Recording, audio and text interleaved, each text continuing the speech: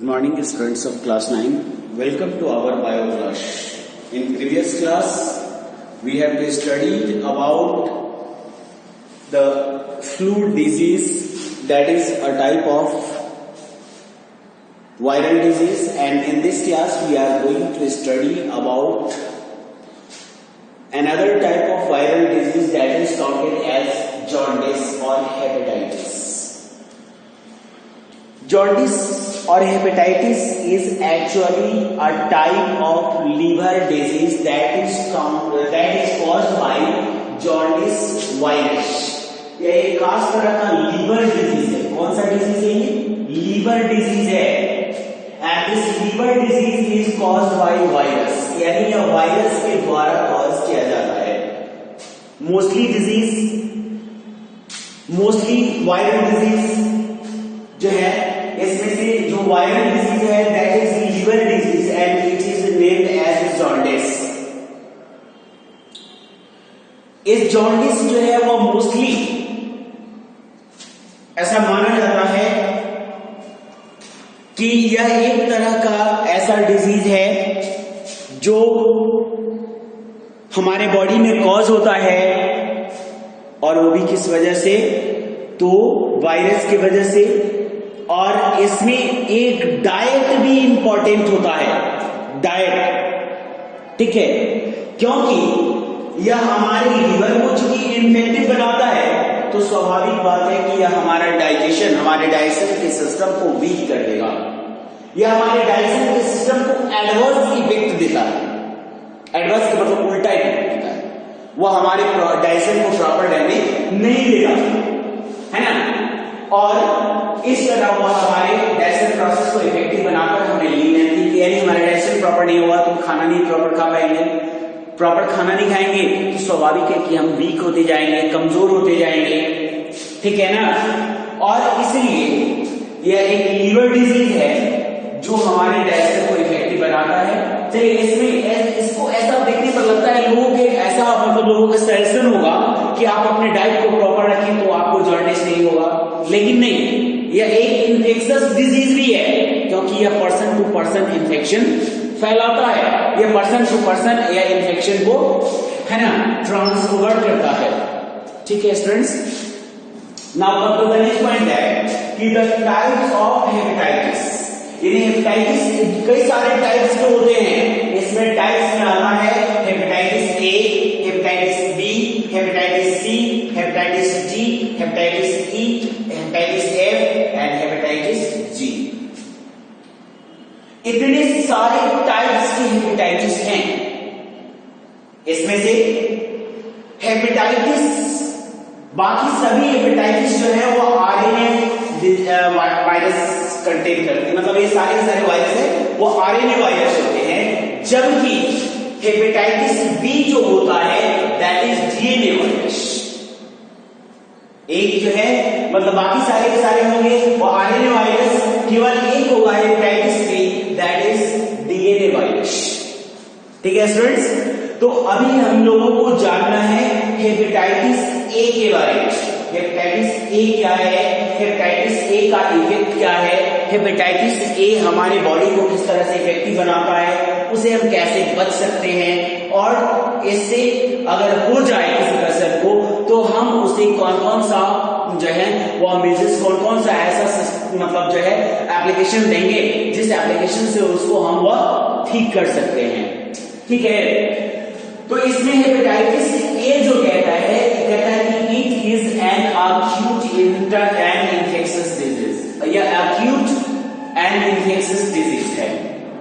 या किसी भी पर्सन में आफ्टर बर्थ यह क्रिएट होता है, या आफ्टर बर्थ इस पर्सन में ट्रांसमिट होता है, and it is infectious. It means that कि it transferred from person to person, या एक पर्सन से दूसरे पर्सन तक जा सकता है. Then there is a question arises here that कि how do it spread from person to person? तो कहता है कि this spread through the oral fecal route. यानी पेशेंट का के फीकल मैटर से इसका वायरस स्प्रेड होता है और यह हमारे बॉडी में एंटर करता है थ्रू द ओरल रूट. यानी कुछ भी खाने से, कुछ भी पीने पर्टिकुलर वायरस से इन्फेक्टेड है, कंटामिनेटेड है। यानी हम अगर कंटामिनेटेड फूड या कंटामिनेटेड वाटर को अगर कंज्यूम करते हैं, then we are suffering from that particular disease that is termed as hepatitis A. And the next is that कि अगर डिजीज किसी के पास होता है तो उसमें ऐसे कौन कौन सी एबनॉर्मैलिटीज क्रिएट होंगे जिससे हम ये डिटेक्ट कर सकते हैं, है ना, जिससे हम इसे पहचान सकते हैं कि उसमें हेपेटाइटिस के डिजीज हुए हैं। The first symptom that is the loss of appetite and feeling with nausea and vomiting. यानी उसमें एपेटाइट वॉकिंग रिलीज हो जाएगा and the person is feeling nausea and vomiting. उसे वॉमिटिंग फील होगी, उसे एबनॉर्मैलिटी फील होगी, उसे डाइजेशन प्रोसेस में उसको प्रॉब्लम फील होगा, और ये होगा इसका first symptom. The next symptom is that high temperature. जैसा कि हमने आपको बताया कि मोस्ट ऑफ इन्फेक्शन जैसे ही हमारी बॉडी में होता है तो हमारी बॉडी का टेम्परेचर क्या हो जाता है, हाई हो जाता है। दूसरा है फैटिग, और तीसरा है headache, and the next is that general weakness, and the next is that joint pain. यानी सामान्यतः हमारा बॉडी वीक हो जाएगा क्योंकि हमारा डाइट, हमारा जो फूड है डाइट बिकम्स मतलब जो है वो कमजोर हो जाएगा, डाइट प्रॉपर नहीं होगा, डाइजेशन प्रॉपर नहीं तो डाइट प्रॉपर नहीं, और अगर डाइट प्रॉपर नहीं तो वीकनेस इज कॉमन, वीकनेस सामान्य बात है। एंड इसके साथ हमारे ज्वाइंट्स में भी पेन होगा, और ये ज्वाइंट्स में पेन के साथ और क्या होगा, तो इसमें हेडेक यानी सर में दर्द होगा, ठीक है ना। और इस तरह के कुछ कॉमन सिम्टम्स हमारे बॉडी में अराइज होंगे। इसके साथ डार्क येलो यूरिन, यानी जो यूरिन होता है उसका कलर सामान्यतः वैसे कलरलेस होता है, बट उसमें एक डार्क येलोइश कलर आ जाता है, यानी येलोइश मतलब वो येलोइश हो जाता है, डार्क कलर का हो जाता है। और यह डार्क क्यों होता है, बिकॉज आरबीसीज जो है, वैसे यूरिन का कलर जो है वो येलोइश होने का एक रीजन होता है कि इसमें जो है हीमोग्लोबिन डिकम्पोज होकर और हमारी यूरिन में शामिल होता है, इसलिए जनरली हमारे यूरिन का कलर येलो होता है। लेकिन इसमें चूंकि लार्जर क्वांटिटी में इस तरह का सब्सटेंस शामिल होगा और इसलिए इसका कलर क्या हो जाएगा, डार्क येलो हो जाएगा। And the our adverse effect is that कि our stool colour becomes light, यानी एक का कलर डार्क, जिसका लाइट कलर था उसका कलर डार्क हो गया, यूरिन का कलर लाइट होता है लेकिन उसका कलर डार्क येलो हो गया, और जो स्टूल होता है उस स्टूल का कलर होता है लाइट बट इसमें सॉरी डार्क, बट इसका कलर क्या हो गया, लाइट हो गया, ठीक है। तो ये एडवांस कुछ ऐसे मतलब एबनॉर्मैलिटीज हमारी बॉडी में होती है जिससे हम डिटेक्ट कर सकते हैं कि we are suffering from hepatitis, we are suffering from jaundice. तो आप इसको गेस कर सकते हैं, एंड देन जब हमें पता लग जाए कि the person is suffering from that particular disease, तो हमें आप खुद को भी उससे बचाना है। लेकिन ऐसा नहीं है कि हमें उसका केयर नहीं करना चाहिए, हमें उसका ध्यान नहीं देना चाहिए, हमें उस पेशेंट का भी ध्यान रखना है, बट खुद को भी प्रोटेक्ट रखना है, खुद को भी प्रिवेंट रखना है, ताकि हम इस पर्टिकुलर डिजीज से इन्फेक्टेड ना हो। हमारी सोसाइटी में कोई भी पर्सन अगर इन्फेक्टेड होता है तो हमें सारे प्रिवेंटिव मेजर्स को एडॉप्ट करना चाहिए। और वो प्रिवेंटिव मेजर्स हैं क्या क्या, तो कहता है कि यूज ऑफ ओजोनाइज्ड और क्लोरीनेटेड वाटर, यानी चूंकि ओरल फीकल रूट के थ्रू फैलता है, कंटामिनेटेड वाटर और कंटामिनेटेड फूड के थ्रू स्प्रेड होता है, तो स्वाभाविक है कि हमें उन सभी चीजों से बचना चाहिए। यानी don't use contaminated water, always use chlorinated और ओजोनाइज्ड वाटर, ठीक है ना, दैट इज प्यूरिफाइड वाटर, हमें ऐसे वाटर का यूज करना चाहिए। And the next is that कहता है कि प्रॉपर प्रिवेंशन एंड सैनिटेशन, यानी पर्सनल और proper sanitation is required when you are coming in contact with the patient, when you are handling the vessels और clothes of the patient, when you are meet with the patient and you are trying to taking care of the patient, then you must have to take care and yourself, and you must have to always conscious about कि आप उसके बाद अपने हाथ को अच्छी तरह से साबुन से धोएं, सैनिटाइज करें, ठीक है ना, एंड उसके बाद अपने किसी नॉर्मल वर्क या सामान्य काम को करें। नेक्स्ट इज दैट कि hepatitis A vaccine should be taken, और अगर हम इस तरह के पेशेंट के कांटेक्ट में बार बार आते हैं तो हो सकता है मेरी कि हम भी सफर कर जाए। इससे अच्छा है कि हमें पहले ही, है ना, उस पेशेंट को हैंडल करने से पहले ही हमें हेपेटाइटिस ए का वैक्सीन ले लें। और ऐसे भी नॉर्मली लोग वैक्सीन ले लेते हैं चाहे वह पेशेंट के कांटेक्ट में आए या ना आए। तो we must have to take the hepatitis A vaccine, हमें हेपेटाइटिस ए वैक्सीन ले लेना चाहिए। सपोज दैट कि the person that should not taken the hepatitis A injection, यानी अगर वह हेपेटाइटिस ए का इंजेक्शन नहीं लेता, वैक्सीन नहीं लेता है, तो क्या करना चाहिए? अगर पेशेंट कोई सफर कर जाए उस पर्टिकुलर डिजीज से, तो हमें क्या करना चाहिए? तो हमें क्या करना चाहिए कि हमें उसको एप्लीकेशन ऑफ इंटरफेरॉन इंजेक्शन, यानी पेशेंट को हमें एज क्विक एज पॉसिबल, मतलब जितना जल्दी संभव हो हमें उसे इंटरफेरॉन इंजेक्शन देना चाहिए।